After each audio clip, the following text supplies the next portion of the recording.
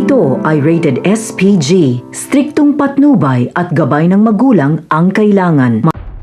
Isang mapagpalang araw mga kapamilya, mga pasabog na revelasyon ang ating matutunghayan dahil kinompronta na ni Olivia ang kanyang ina kung totoo bang si Don Julio ang kanyang tunay na ama. At dito inamin ni Pilar ang totoo, kaya galit na galit si Gustavo nang malaman ito.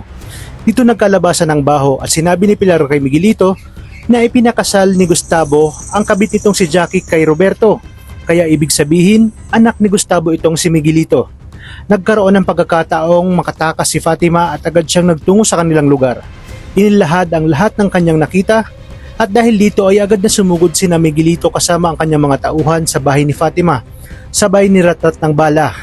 Alam niya kasing pwedeng tumistigo si Fatima tungkol sa pagpatay niya kay David. Sa kabilang banda, hindi nakapagpigil si Tanggol at agad na sinugod si Rigor. Inilabas niya ang kanyang 100% na nagliliyab sa galit at hindi nga nakaporma itong si Rigor. Dumating naman si Santino at nakita niya ang kaguluhang nangyayari.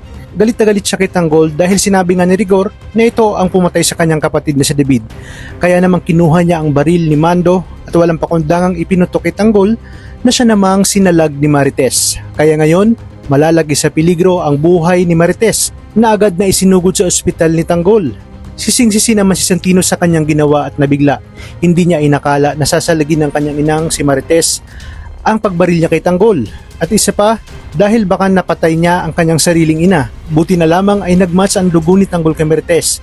Marami kasing dugo ang nawala kay Marites dahil sa tinamong bala galing kay Santino. Ano kaya ang kaihinatnang ng mga tagpong ito?